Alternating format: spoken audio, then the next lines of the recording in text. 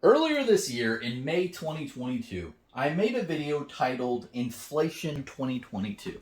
And in it, I was talking really serious like and just talking about a bunch of different aspects of inflation, not really just specifically on the TCG realm, but everywhere, world and everything about inflation and the potential huge impacts it's going to have on our everyday life.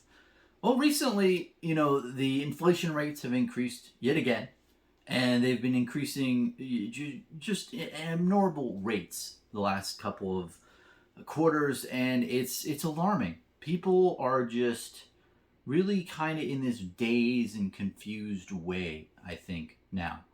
We see different things happening where the cost of food, the cost of living, and expenses in general have increased, but no one really has made a big move into certain things here or there, or I feel like it's not really known in the general public of like, okay, I'm just a normal guy in a normal room. What the fuck should I do? And I want to talk about it today. Just want to talk about it in generic way and get into a couple of key topics. The first thing I want to note is that the biggest thing I noted in the previous video that I'm doing, right? Me, Bronson, is I'm buying food. I'm buying non-perishable food, You got special types of honey that never goes bad, which is good. You got some peanut butters that lasts a good amount of time. You got rice. If you put it in Mylar bags, it'll last for a good amount of time. If not, it'll degrade in a year. So make sure you do that. But there's a lot of different things that you can buy, and the big thing that I bought was soup. I think it was around 4 months ago. I bought like 100 cans of soup because it was BOGO at Publix. Stocked up on that shit. Put it in the closet, and hey, it's kind of odd having, but when the hurricane hit, it felt pretty good to have a good amount of soups in my closet. And I really, I ask you to really think about maybe, getting some food while it's there might not be a bad idea. And I don't mean to scare anyone. I don't mean to make anyone feel uncomfortable here, but I think food is really important in life. And even if you don't really make money, it's really good at expense reduction. What I mean is, if the cost of different goods around here, if they increase from like $2 to $4 in, just in an item price, whether it be toothpaste or peanut butter or whatever have you, if you buy it early at the $2 and it goes up to $4, well, hey, dude, you just made money by reducing the amount of future expenses you had by stocking up now on things that inflation hasn't impacted.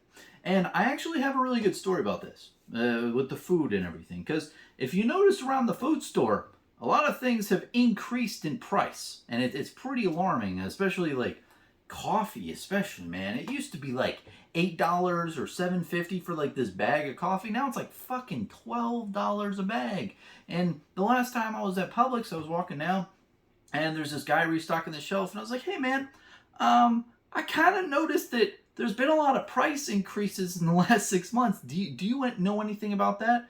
And it's really cool. One of the biggest things I can tell you, man, is asking people just in friendly conversation about information. You can learn a lot. And what this guy told me is he's been working at Publix for like the last 10 years. And the amount of price increases that he saw in the last year have been like insane, like compared to prior years and everything. He didn't see anything like it. And how it would go down is, let's say cereal, right? Like, let's say Kick cereal would just not be available, right? They'd have this shortage out there in the market, and you couldn't get Kick cereal for like 2 months. And then all of a sudden, it's restocked, but they added $1 more per box. And then it happened with other things like the coffee, like just totally out of it for 2 months. It comes back at a higher price. And they had that for across the board on a bunch of different SKUs. And I thought that was interesting. I don't know the whole economics behind it. I imagine, I don't know really what happened. I guess maybe there's like a shortage on certain supplies to make that product. So they like stop making that product. And then when they make it again, they're like, well, the cost of goods, the raw goods to produce this, like the wheat and the grain for the whole, cereal box has increased. So we're going to have to increase the SKU price for those per boxes.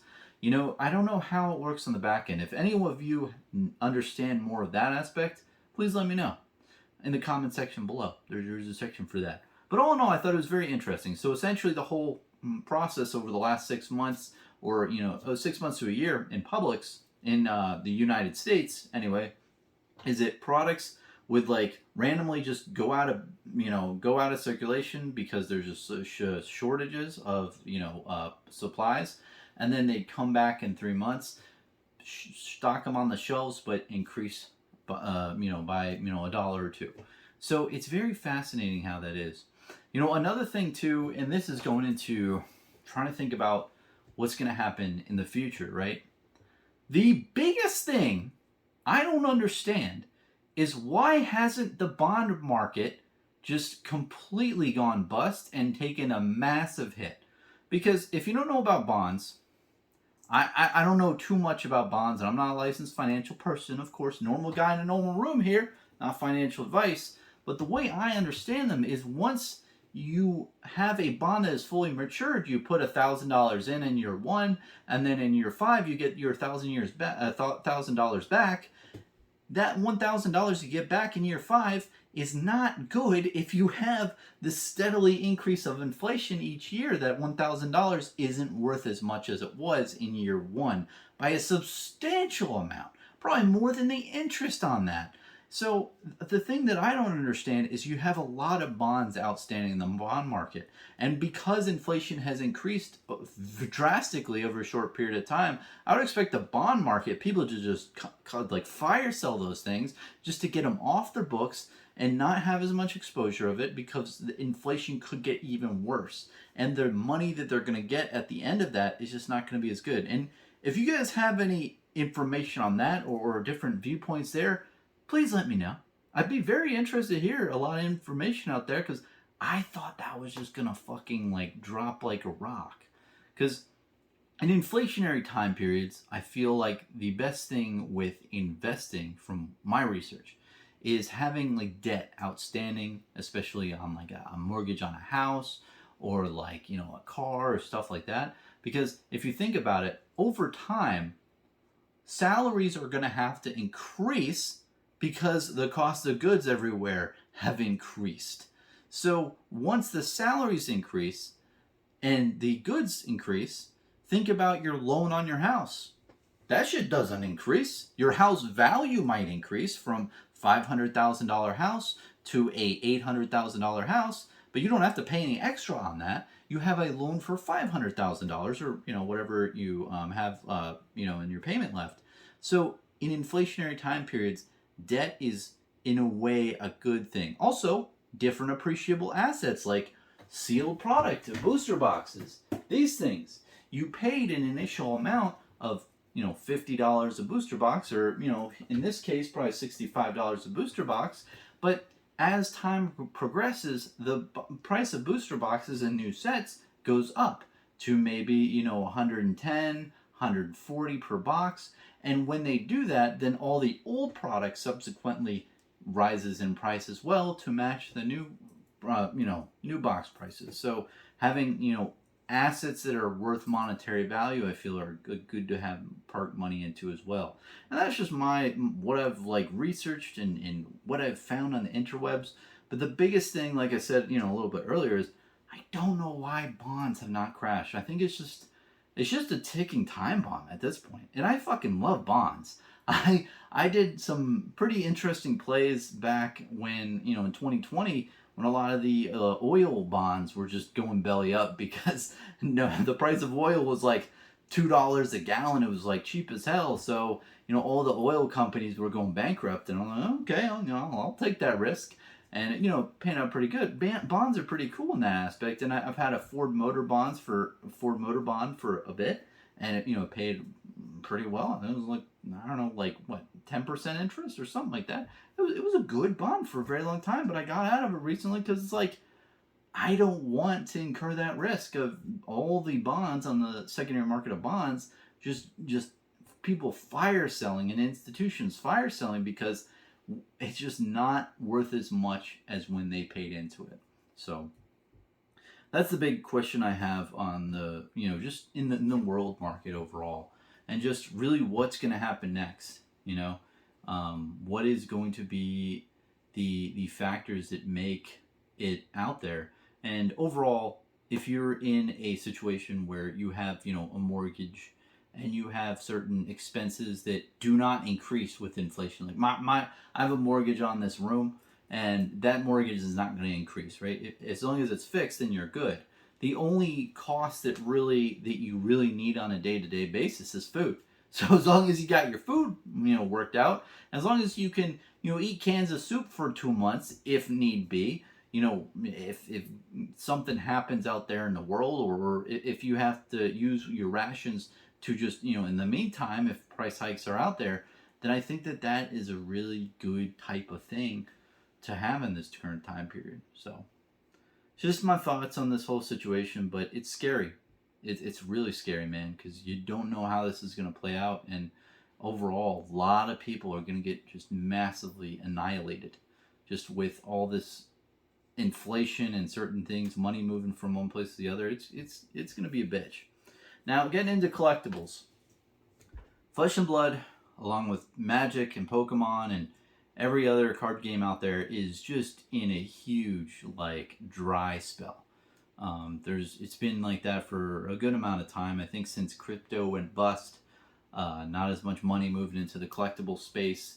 You have a lot of downward pressure with the war out there and a lot of world events. Man, it's a lot of stuff out there that's making it really sparse. And I think that a lot of money as well is going to a lot of these new Kickstarters. It's spread out very thin, and people are getting burned and then drifting away from things. So I think it's going to take a little bit to heal. But the biggest thing I'm thinking about is how fast is it going to heal and just turn, because I think it really could potentially turn on a dime. I mean, if you have a lot of people who right now aren't interested in it, but things get quiet for a good period of time, I think you could see different things in the market, especially in Flesh and Blood. People coming back to it, realizing that a lot of more people are playing it than they originally thought, see that the game's out for more than 3 years now at this point, and is succeeding hardcore after Worlds. It's possible. It really is, but it's really hard to predict the future, and it's crazy to see how different time periods elapse. For instance, you had a time period where people were so upset at Flesh and Blood in early 2021, where people were like, no one can get the cards, no one can get anything that they need, this is horrible, and they were just completely ragging on LSS for not having the products that they need. They can't play the game. I thought this is supposed to be a player's game, and just a bunch of collectors. And then the beginning of 2022, people are pissed for the opposite reason. They're like, there's too much product, it's too cheap. Let the game stores can't make a profit. The cost per box is too cheap, and there's too much product that was printed. So it's funny, as time progresses, there's certain time periods that you look back at and you're like, wow, it's weird how people thought that way for a while, and then it completely turned on its head, and how many more times it'll turn on its head. But like those times in the past, we don't know what the future is going to hold. I can predict it. You can predict it. My neighbor's cat with one leg and two missing eyes can predict it by, drawing some cat pattern in the sand. We all have our different barometers of what the future is going to hold in life, but we don't fucking know. And ultimately, I think the biggest thing you can do is look at really big factors at play in the market. Look at the things that are irrefutably there, and how it's going to interact with the market as a whole. And inflation in 2022 is that big factor, and it is scary as fuck. Not as just me as a collector in Flesh and Blood, but also is a just person who's trying to live a life. How is it going to affect, if it's already affected our lives this much already with the cost of food and living and all this stuff, how is it going to go into the future? And with collectibles, we're in an interesting area, because these haven't really appreciated in value. I mean, they've a little depreciated in value. I mean, Welcome to Wrath Unlimited boxes, for instance, there's a lot printed. We don't know how many are, but for instance, with that, you think that, okay, well, if there's inflation Bronson, well, shouldn't a Welcome to Wrath Unlimited booster box go for like 110, 120 if these inflation rates are hitting it? Well, it doesn't look like that. But, I see it having two ways. Either it never redirects, or it does price adjust to the current market. And will that happen gradually over time, or will people finally just get like woke instantly? And I want to refer this back to the example in the very beginning with the public store, where a product would go out of existence, like they wouldn't have it in the store. 2 months later, they'd restock it at a higher price. Is that what's ultimately going to happen to a lot of trading card games and collectibles? Like, are they just going to have to go out of supply in the open market, and then finally people are like, pumping them into the market at a higher amount? It'll be very interesting to see how that plays out, because ultimately, if inflation continues and the price of shipping has increased drastically, the cost of printing trading cards on cardboard and putting all that cold foil and all that jazz and making the damn product, if that increases to where LSS has to make booster boxes and say, hey man, we have to put these out for $140 a box or $125 a box, this is the new price, what does that mean for all the old boxes? Like, do the old boxes conform to those over time? And it's the $1 million question out there. But then you have the other side of the coin is, well, what if the world stuff out there gets worse? What if events happen in the future that we weren't considering? Well, are people really going to care about trading cards if they have other things and responsibilities in life, and just making sure that they, have their, daily expenses paid off, and maybe people aren't going to be able to afford trading cards in the future as much? There's a lot to think about, and it's a lot of interesting rabbit holes you can go down. But all in all, I think that it's an important thing to really grasp and understand the impacts of inflation, because you're going to see different moves and you'll know why. It'll be just like that example in the beginning. And I think that overall, and I know a lot of people aren't listening this late, but time moves on. No matter how we think, how we perceive things here, as long as Legend Story Studios and Flesh and Blood continues to grow, continues to succeed, and stays around over the next 5 years, it's really hard for me to imagine that box prices stay the same price, and that there's all this, product that's like $60 a box, $70 a box. I don't think that can happen for the long term.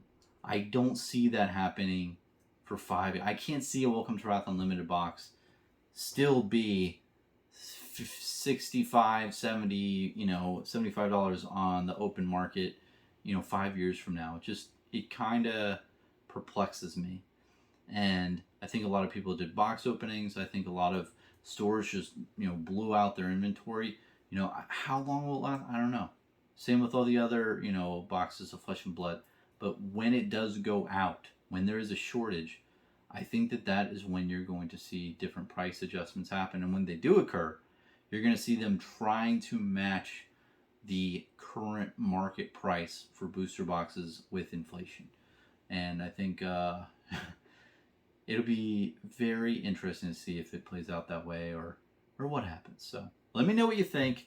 Very interested to hear what you think in the comment section down below about inflation as a whole, as the the overall world, and also on the TCG industry. It's a topic that I think is extremely important, and that really needs to be analyzed by everyone, and to really understand what's going to happen, because it's a huge thing on the horizon.